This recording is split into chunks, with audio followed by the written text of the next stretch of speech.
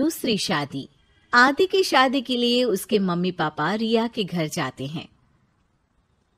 अरे कैसे कर दे शादी भाई साहब, आपका बेटा तो अभी कुछ करता ही नहीं है।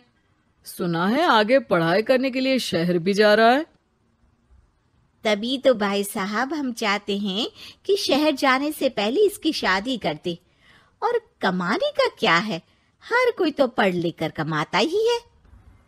हाँ हाँ, और गांव का सबसे बड़ा मकान और समृद्ध परिवार से है आदि।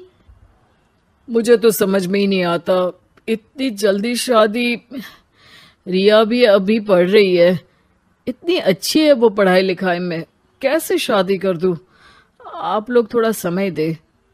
आदि के माता पिता घर चले जाते हैं, जहां आदि के पिता कहते हैं, अरे भाग्यवान, मुझे तो समझ ही नहीं आ रहा कि तू क्यों इतनी जल्दी आदि की शादी करवाना चाहती है। पढ़ लिख कर कमाई धमाई करने लायक हो जाए तो फिर कर देना शादी। अरे आप चुप रहिए। रिया जैसी लड़कियों के लिए शादी के रिश्तों की कमी है क्या? इतनी सुंदर, संस्कारी, पढ़ी लिखी और अच्छी परवरिश वाली लड़की है वो। मैं तो छोड़ ही नहीं सकती ये रिश्ता किसी भी कीमत में। बता दे रही हूँ, रिया की शादी आदि से ना कराई ना तो मैं जहर खाकर जान दे दूंगी। पूरे गांव में नाम है उन लोगों का, नौकर चाकर कितने लगे हैं उनके घर में। अरे मेरी बेटी तो राज करेगी, राज। और इस तरह ना चाहते हुए भी रिया की शादी आदि से हो जाती है।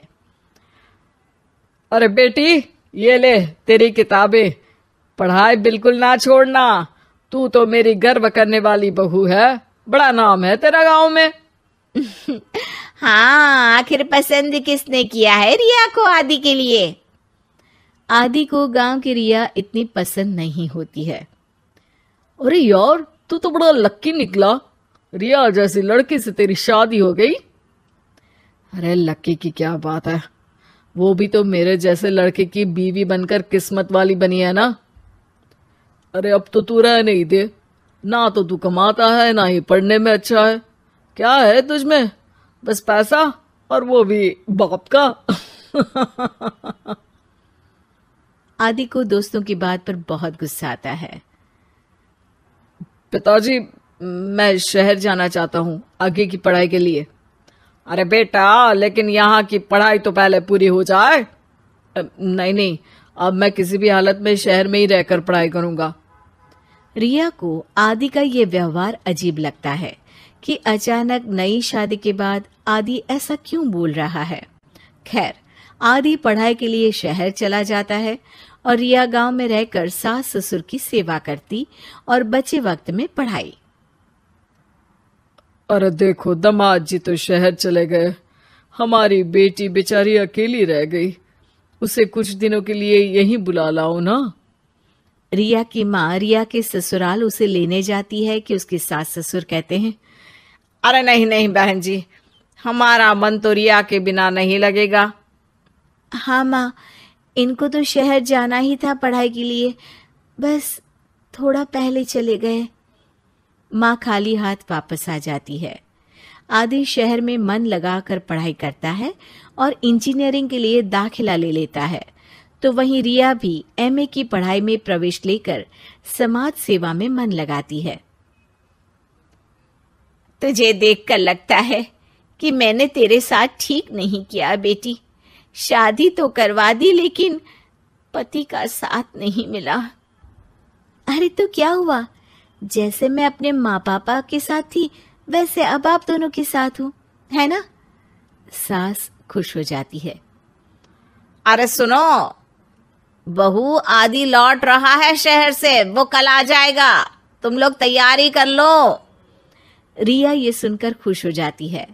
वो सोच लेती है कि अब वो कुछ दिनों तक आदि के साथ क्वालिटी टाइम बिताएगी, लेकिन जब आदि घर आता है तो उसके साथ होती है एक शहर की लड़की जो जींस और टॉप में होती है। ये मेरी दोस्त है, मेरे साथ रहेगी। आदि उसे अपने मम्मी पापा से मिलवाता है लेकिन रिया से नहीं। रिया सबके लिए खाना लगाती है।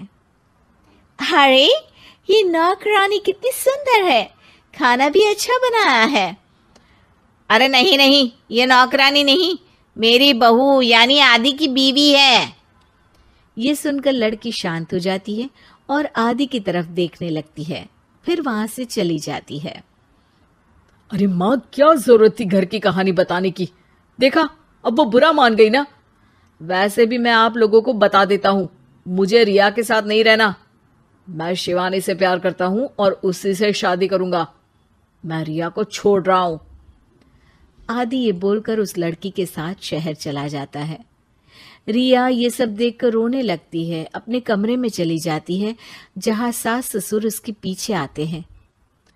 हमें माफ कर दे बेटा। वो दोनों उसके सामने हाथ जोड़ते हैं। आप लोग ऐसा क्यों बोल रहे हैं? ये तो मेरी किस्मत थी, पर अब मैंने सोचा है कि मैं भी आगे पढ़ाई करके आगे बढ़ूंगी। रिया पढ़ाई लिखाई करके पूरे जिले की कलेक्टर बनती है।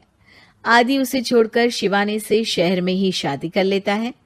फिर एक दिन रिया के ससुराल में, अरे बेटी रिया, तुझसे मिलने कोई आया है।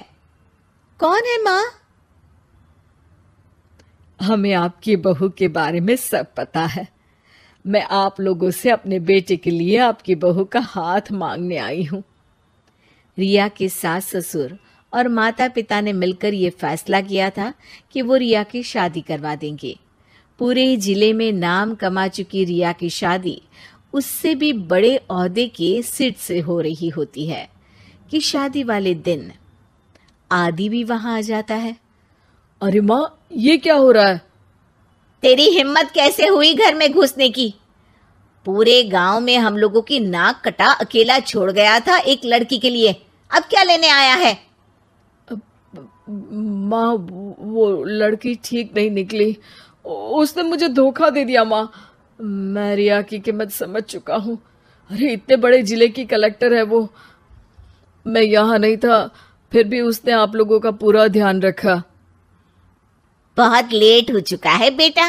रिया आज अपनी नई जिंदगी की शुरुआत करने जा रही है। अब उसे भी जीने का हक है। वो तेरी सुविधा से जिंदगी नहीं जी सकती।